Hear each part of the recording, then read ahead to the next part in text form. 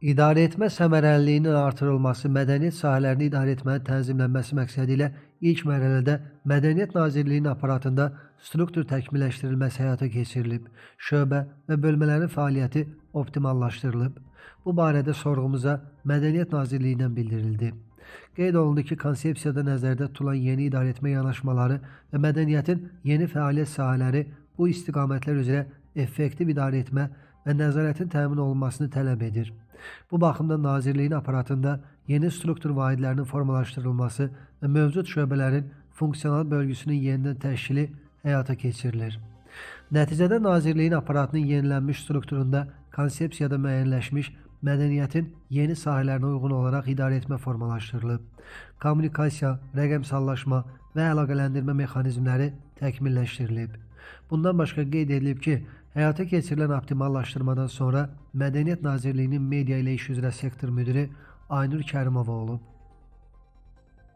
Sabiq Baş nazir Novruz Məmmədovun Azərbaycan Dillər Universitetindəki vəzifəsindən azad olunduğu ilə bağlı məlumat yayılıb. Məsələ ilə əlaqədar Novruz Məmmədov qeyd edib ki, o bu vəzifədən 2 ildən çoxdur ki, çıxıb. Bu yeni bir şey deyil. Mən bu vəzifədən çoxdan çıxmışam. Hardasa 2 ildən çoxdur. Hazırda təqaüd alıram. Yaşım çoxdur, 80 yaşım var. Bu yaşımda işləmək istəmirəm. Həmin vaxtda da öz ərizəmlə vəzifədən çıxmışdım.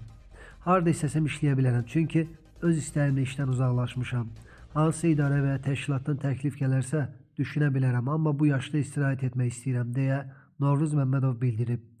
Qeyd edək ki, Novruz Məmmədov 2012-2017-ci illərdə Prezident Administrasiyasının rəhbərinin müavini, 2017-2018-ci illərdə Prezidentin xarici siyasət məsələləri üzrə köməkçisi, 2018-2019-cu illərdə isə Baş nazir vəzifələrində işləyib. Mina təmizləyənlərin övladlarının təhsil haqqını dövlət qarşılayacaq. Doğru Xəbər Azərbaycan bildirir ki, bu Milli Məclisin Elm və Təhsil Komitəsinin bugün keçirilən iclasında müzakirəyə çıxarılan vergi məcəlləsində dəyişiklikdə öz əksini tapıb.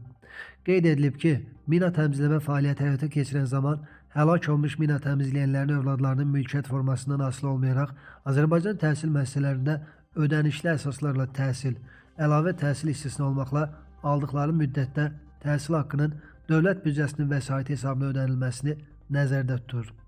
Bu qanun layihəsinin keçid müddəalarına əsasən 2026-cı il sentyabrın 15-dən tətbiq edilməsi nəzərdə tutulan dəyişikliklər bu qanun qüvvəyə mindiyi tarixədək mina təmizləmə fəaliyyətini həyata keçirən zaman həlak olan və ya bu zaman aldığı xəsarətdən həyatını itirən mina təmizləyənlərin övladlarına da ən çoxu 23 yaşına çatana qədər şamil olunur.